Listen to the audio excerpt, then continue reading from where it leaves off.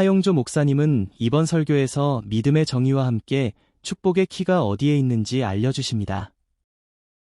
우리는 인생을 살다가 개인적으로도 위기가 있습니다만 그 중에 아주 결정적인 위기가 있고 국가에도 그런 결정적인 위기를 가질 수가 있습니다. 이 결정적인 위기 때 그는 실수를 하고 맙니다. 본질적인 실수가 있고 순간적인 실수가 있습니다. 이 본질적인 실수는 구원을 잃어버리는 것입니다. 멸망해 가는 것입니다. 그러나 순간적인 실수는 구원을 잃어버리지 않지만 수치를 당하는 것입니다. 아브라함과 사례는 믿음의 생활을 계속하다가 순간적인 일시적인 그런 수치를 당하고 실수를 하게 됩니다. 그것은 하나님의 약속대로 임신이 시간에 이루어지지 않았기 때문에 그렇습니다. 기다려도 아이가 생기지 않기 때문에 하나님의 약속에 대한 의심이 생기기 시작한 것입니다. 그 순간적인 불신앙에 빠집니다. 여러분, 하나님을 잃어버리고 불신앙에 빠지면 어떤 일이 생길까요? 인간적인 대안을 내놓습니다. 그리고 세상 사람들이 쓰는 법을 쓰게 됩니다. 이것은 세상 사람들이 늘 하는 방법입니다. 그리고 인간적으로 설득력이 있는 방법이었습니다. 결국 그들은 신앙을 잃어버리게 되었고, 그리고 이런 하나님이 기뻐하지 않는 결론을 갖게 되었습니다. 결국 임신하게 된 하갈은 어떻게 변했습니까? 여러분, 인간적으로 하고 세상적으로 하면 잘 될 것 같은데 이게 계속 가지를 않습니다. 이상한 일이 자꾸 생깁니다. 지금 이상한 일이 생겼습니다. 그것은 하갈이 사례의 몸종임에도 불구하고 임신한 순간부터 여주인 같은 입장으로 돌아가려고 했던 것입니다. 이것이 죄인들이 가지고 있는 그런 속성 중에 하나입니다. 하갈이 임신한 것으로 인하여 자기의 분수를 잃어버리고 여주인의 자리를 차지하려고 하는 그런 태도 때문에 사례는 분노하게 되었고, 그 분노는 극에 달하게 되었고, 사례는 하갈을 학대하게 됩니다. 이 학대를 견디지 못해서 결국은 하갈은 도망을 가게 됩니다. 이것은 사례가 원했던 일도 아니고 하갈이 원했던 일도 아니었습니다. 7절, 8절을 보십시오. 시작.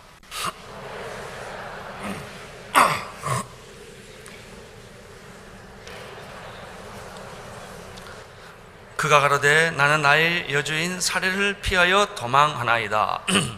이 7절, 8절에서 발견하는 놀라운 사실은 이렇게 억울하게 학대를 당하고 쫓겨나가는 하갈에게 하나님이 찾아와 주셨다는 사실이 참 놀라운 것입니다. 생각해 보십시오. 하갈의 입장에서 보면 자기에게 씨를 준 아브라함도 자기를 버렸고, 자기에게 그렇게 하도록 유도했던 사례도 자기를 학대를 했습니다. 어디 가서 하소연을 한다는 말입니까? 심지어 하나님마저도 자기를 버렸다고 생각한 하갈은 정처 없이 광야로 도망을 갑니다. 끝없는 광야, 사막만 전개되는 그런 광야로 도망을 가다가 그 광야에 있는 샘물 하나를 발견해서 거기에 앉아서 낙담하고 절망하고 하늘을 원망하는 그런 상황에 지금 빠져 있습니다. 이때 나타난 분이 하나님이십니다. 하나님은 찾아오십니다. 하나님은 강한 사람, 축복받은 사람에게만 오시는 분이 아니십니다. 억울한 분의 하나님이십니다. 약한 자의 하나님이십니다.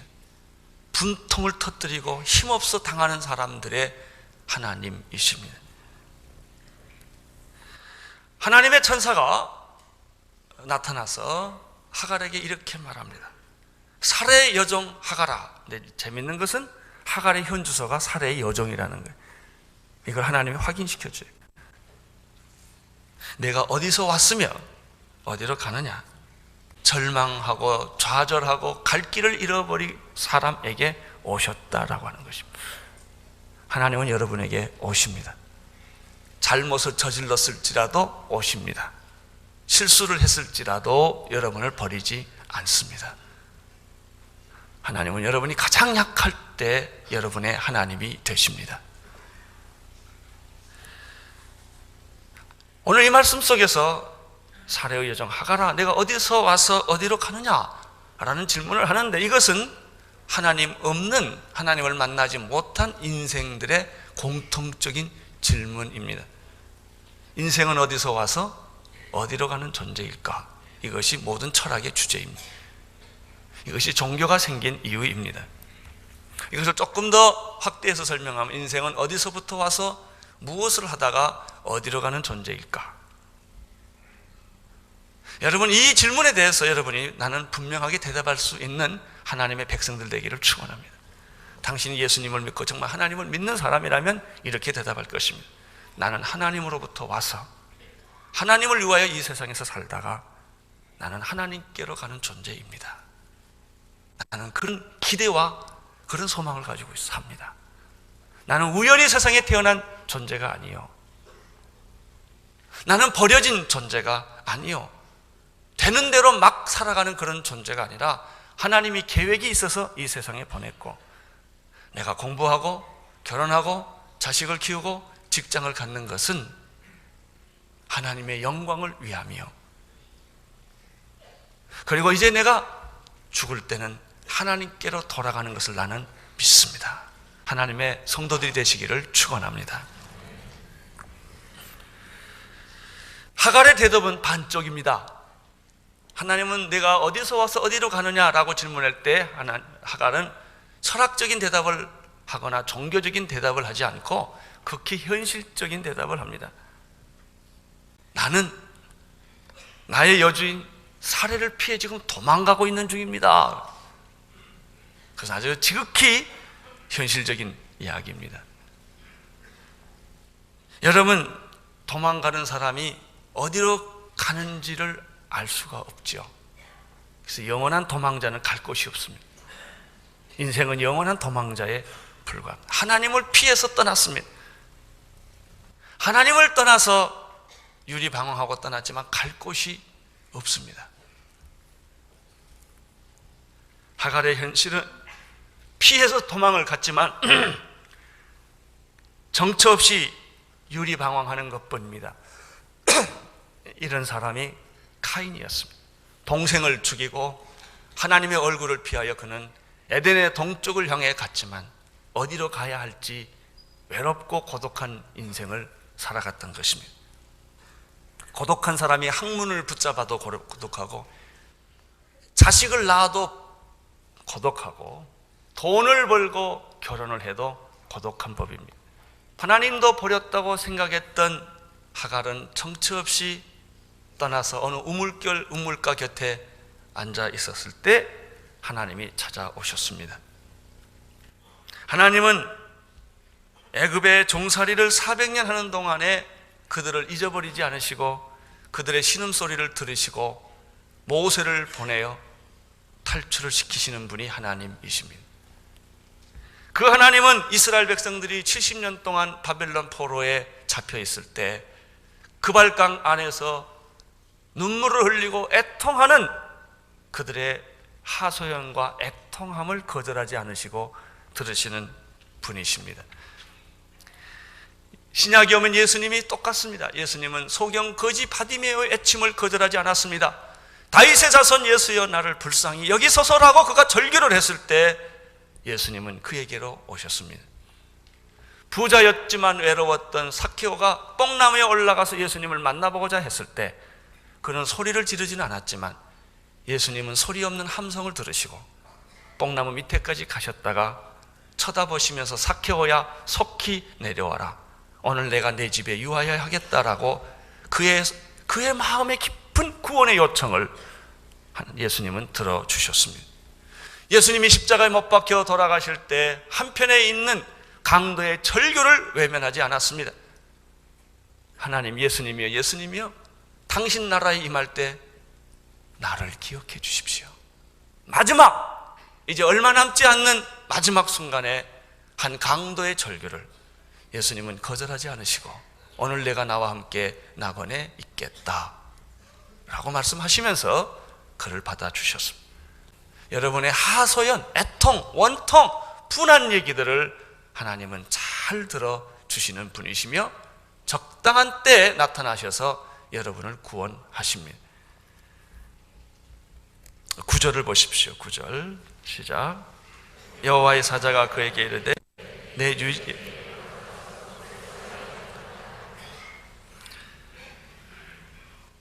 내가 너에게 새 하늘과 새 땅을 줄 거야. 이러면 얼마나 좋겠습니까? 하나님의 응답은 하갈을 실망시키기에 딱 좋은 말입니다. 여호와의 사자가 그에게 이르되 내 여주인에게 돌아가라. 자살하고 싶은 말. 내가 그게 싫어서 도망을 갔는데 아니 거기로 다시 돌아가라는 말입니다. 내가 어떻게 거기를 돌아갑니까? 그 학대를 어떻게 내가 견디며, 그건 죽는 것보다 더 어려운 일인데 하나님은 너를 도와주겠다든지 복수해 주겠다든지 이렇게 말하지 않으셨어요. 여주인에게 돌아가서 그 수하에서 다시 순종하라 하는 것이 하나님의 음성이었습니다.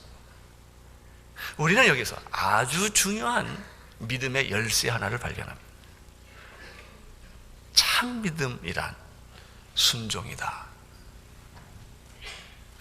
축복의 키는 순종에 있다 하는 것입니다. 이 말은 무슨 뜻일까요? 여주인으로 돌아가라는 뜻은 무엇일까요? 세 가지 의미가 있습니다.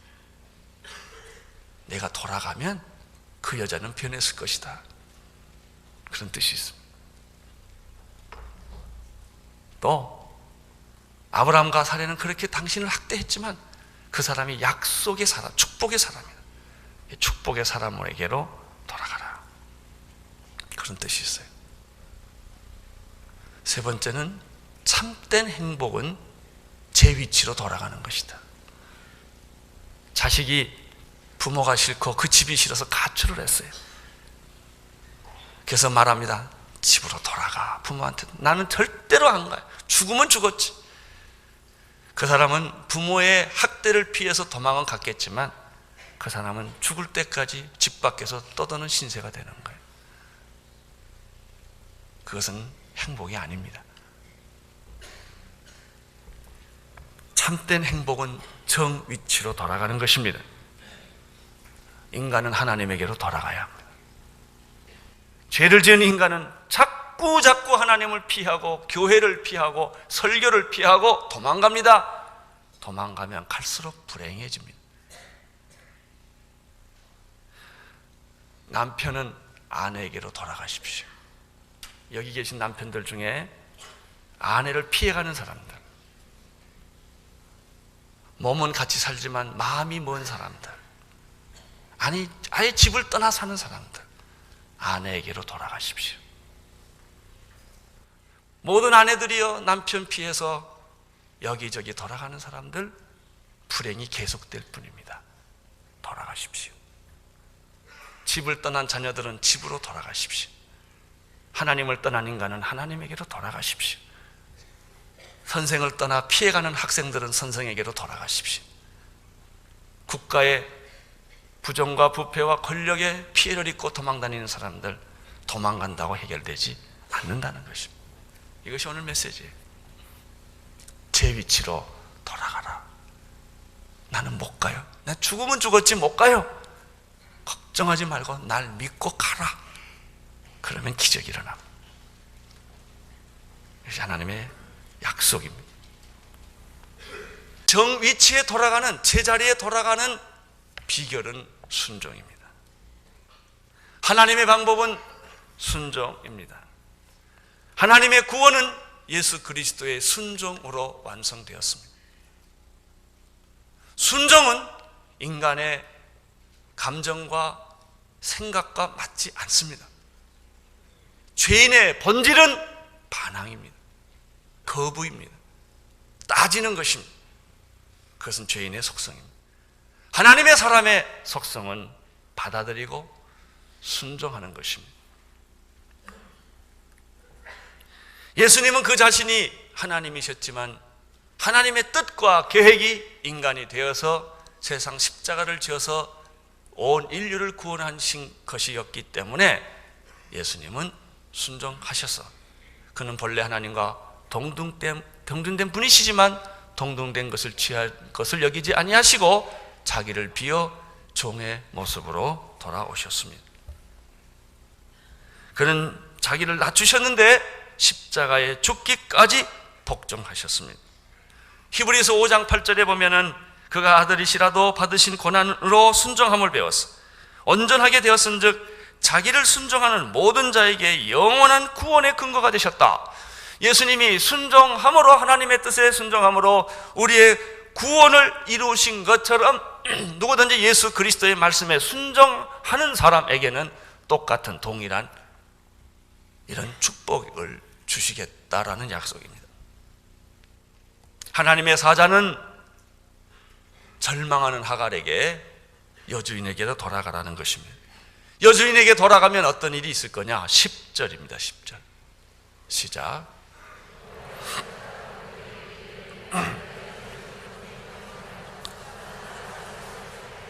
그렇게 하면 내가 네 자손으로 크게 번성하게 만들어 줄 것이다. 그 수가 많아 셀 수 없게 될 것이다. 여러분, 아브라함이 서자를 낳게 된 사건은 아무리 생각해봐도 그건 실수입니다. 그것은 잘못된 것입니다. 자녀가 실수했다 할지라도 어떡하게 해서 안 했으면 참 좋겠지만 자녀가 실수했다고 자녀가 아닙니까? 아니죠. 실수한 현실을 받아들이는 것이죠. 그리고 사랑하는 것이죠. 아브라함이 서자를 낳은 건 지울 수 없는 일이에요. 실수해. 그렇지만 받아들여야 돼요. 이것은 인간의 이성으로 해결되지 않는 논리입니다. 그런데 10절에서 우리가 발견하는 더 놀라운 사실 하나가 있어요. 그것은 뭐냐면 하나님은 그러면 약속의 자녀만 축복하시는가? 아니에요. 10절에 보니까 서자도 번자식만큼 똑같이 축복하고 사랑하신다라는 것이 하나님의 뜻이에요. 우리는 인간들은 좀 구별했으면 좋겠다고 생각을 해요. 번자식이나 서자식이 좀 다르게 취급하는 게 세상이에요. 근데 하나님은 똑같이 취급하세요. 내 자손을 번성케 할 것이고 그 수가 많아서 셀 수 없을 것이다. 이 예언은 지금까지 이루어지고 있어요. 아랍의 후예들은 부정적인 역할을 많이 했지만 왕성하고 지금도 계속되고 있는 것입니다. 11절을 보십시오. 읽어주십시오.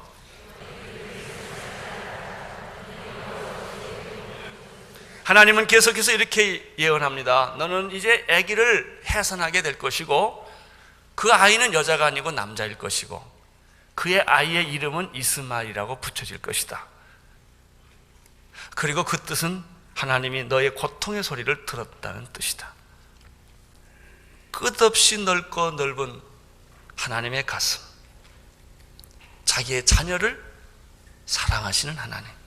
아브라함의 실수 때문에 어쩔 수 없는 비극은 생겼지만 하나님은 그 자식까지도 챙겨주시는 하나님, 똑같이 챙겨주시는 하나님이라는 것입니다. 그러면 약속의 자녀라는 뜻은 무엇일까요? 그것은 우리가 세상 사람들이 생각하는 것처럼 그렇게 물질적이고 세상적인 그런 축복을 상속해 준다는 뜻이 아닙니다. 만약에 그렇게 따졌다면 이스라엘 백성들처럼 고난과 역경을 겪은 민족이 어디 있겠습니까? 그 뜻은 특별히 너를 선택해서 사랑했다고 하는 뜻은 내 약속의 씨 가운데 인류를 구원할 메시아가 태어난다는 뜻이에요. 그것이 축복인 거예요. 돈이 많이 생겼다든지 뭐 부자가 됐다 이런 축복이 아니라 정말 내 자손에게서부터 인류를 구원할 메시아의 씨가 태어난다는 약속의 축복이에요. 그 메시아를 통하여 온 인류가 구원받게 된다고 하는 이 놀라운 영적인 특권을 의미하는 것이죠. 그러나 사람들은 그런 특권은 너무 부담스럽고 힘드니까 생각하지 않고 자꾸 물질적이고 인간적이고 현실적인 축복을 많이 받는 것만 우선적으로 생각을 하는 것입니다.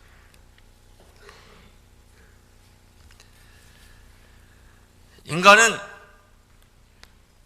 이런 하나님의 마음을 갖지를 못하고 언제나 이기적인 선택을 합니다. 하나님이 우리 편만 사랑해 줬으면 좋겠어. 원수 편은 사랑 안 했으면 좋겠어. 하나님은 내 식구만 보호해, 남의 식구에 어떻게 된 건 그 다음 문제고, 내 식구만 보호해 주면 좋겠고, 내 편만 들어주셨으면 좋겠어요. 그래서 하나님이 축구 시합할 때 얼마나 고민하는지 몰라요. 서로 자기 편을 이기게 해달라고 말하기 때문에 하나님이 누구 편을 들어주셔야 합니까? 이게 인간이에요. 하나님은 누구 편이 아니라 우리 모두의 편이십니다. 자식이 있을 때 어떤 자식만 더 사랑하는 것이 아니라 부모는 모든 자식을 다 사랑하는 거죠. 원수까지도 사랑하라고 하시는 말씀이 이 뜻입니다. 그러나 우리는 내 편만, 내 식구만, 내 교회만 부응하면 된다는 거예요. 특별히 이스라엘 백성들이 가졌던 착각이 이것입니다. 구원은 이스라엘에게만 있고 선택된 민족이기 때문에 그들은 하나님을 독점하려고 했던 것입니다. 이방인에게는 구원이 없고 이방인들은 멀리 했고 사람 취급을 안 했던 거예요. 이것은 하나님의 마음을 뒤집어 놓은 거예요. 왜냐하면 이런 분이 하나님이 아니시기 때문에. 하나님은 나도 사랑하시지만 당신도 사랑하는 거예요. 하나님은 이남도 사랑하시지만 북한도 사랑하세요. 하나님은 이스라엘도 사랑하시지만 피에로도 사랑하셔요. 그분이 하나님이세요. 그러나 인간은 하나님을 자꾸 제한하는, 자기 수준에 맞게 하나님을 제한하는 것입니다. 오늘 말씀에 보면 비록 아브라함이 실수로 인해 생긴 자녀지만 약속의 자녀처럼 내가 순종하면, 말씀에 순종하면 나는 똑같이 내 자손을 창대하게 만들어 주겠다 하셨습니다. 이스마엘이란 뜻은 무엇일까요? 고통의 소리를 들으신다. 하갈의 분통, 원통, 속상함, 이걸 하나님은 다 들으시고 사랑하고 응답하신다. 12절 보십시오. 12절 시작.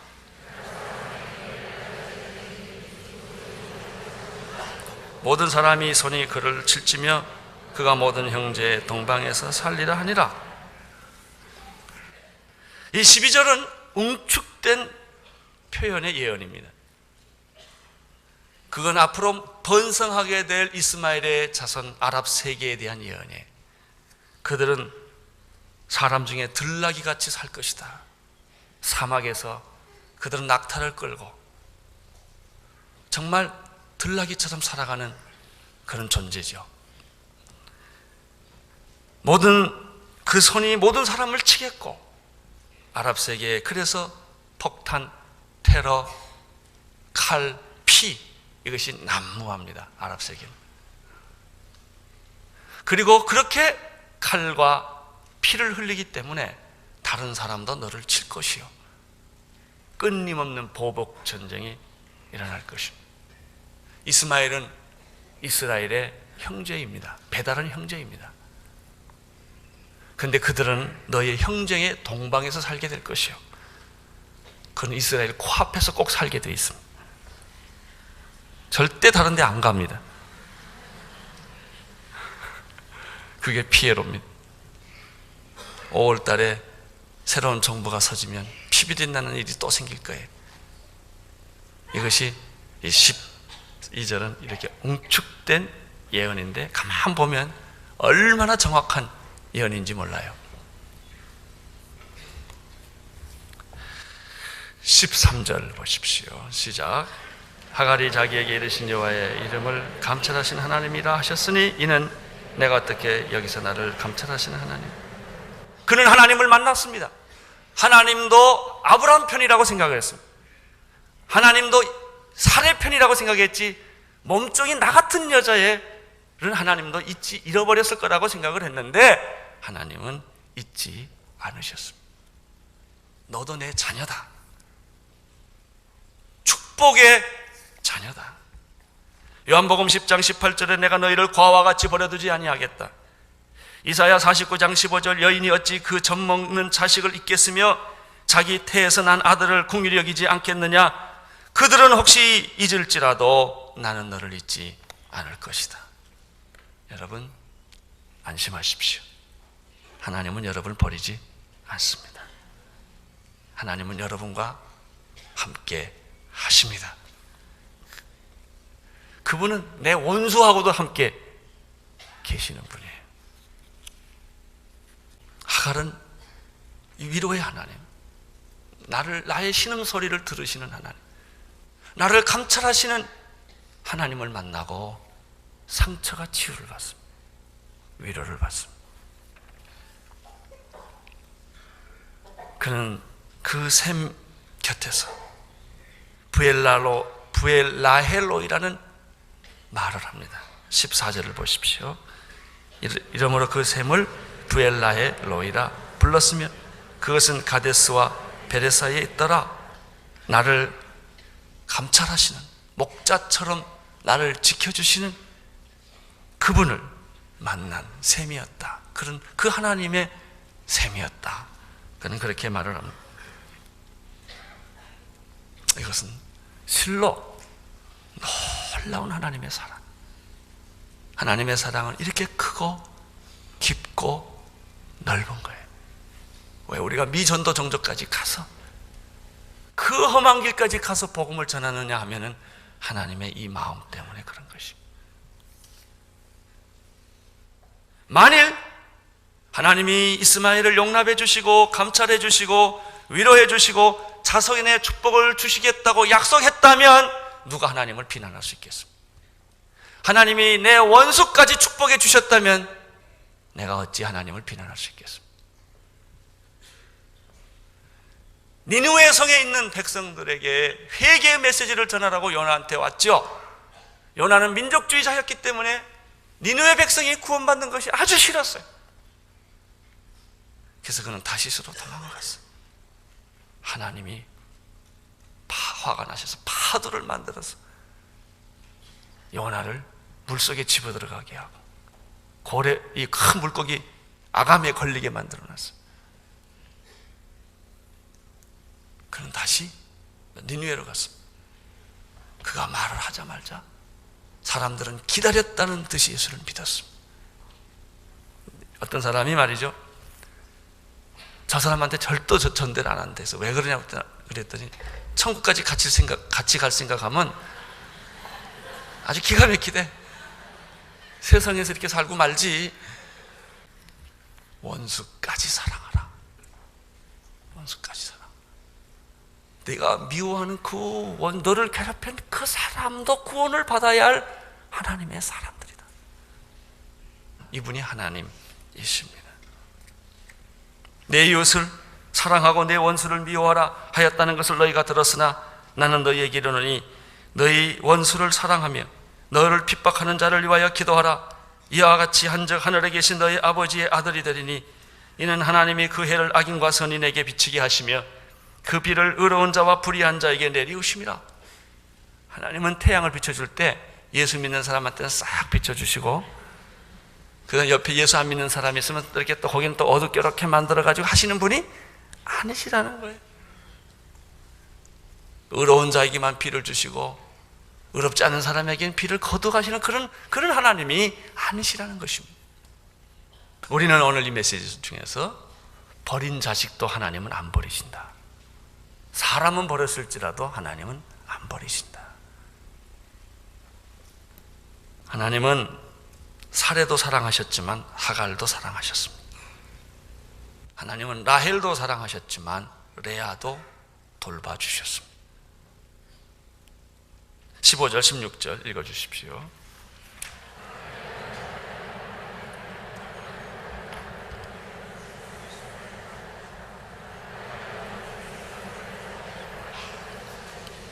(15절) 16절을 보면 하갈이 결국 아브라함에게 돌아갔죠. 말씀에 순종했더니 아브라함도 변했고 사레도 변했다는 얘기입니다. 이제 현실로 돌아와서 아브라함은 자기 자식으로 받아줬고 사레도 또 옛날같이 돌아가게 됐다. 순종하면 환경이 변합니다. 아브라함이 이름을 지어줘요. 이스마엘이다.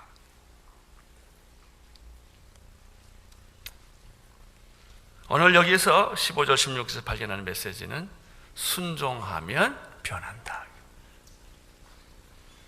당신의 시어머니도 변할 것이고 당신의 남편도 변할 것이고 당신의 아내도 변할 것이고 집을 나간 자식도 변할 것이다. 또 하나, 이때 나이가 86세예요. 서자를 낳은 때는 86세고 약속의 자녀를 낳을 때는 100세입니다. 그러니까 이삭보다도 이스마엘이 14살 손 위입니다. 이 86세라는 뜻은 무엇을 의미할까요? 그것은 아브라함이 약속의 자녀를 기다릴 때까지 몇 년을 더 기다려라? 14년을 더 기다려라는 말이에요. 여기서 우리는 중요한 믿음의 또 하나의 모습을 봅니다. 믿음은 약속을 기다리는 것이다. 서자가 나도 기다리고 또 기다리고 또 기다리는 것이다. 그러면 이삭은 반드시 나온다. 기도하겠습니다.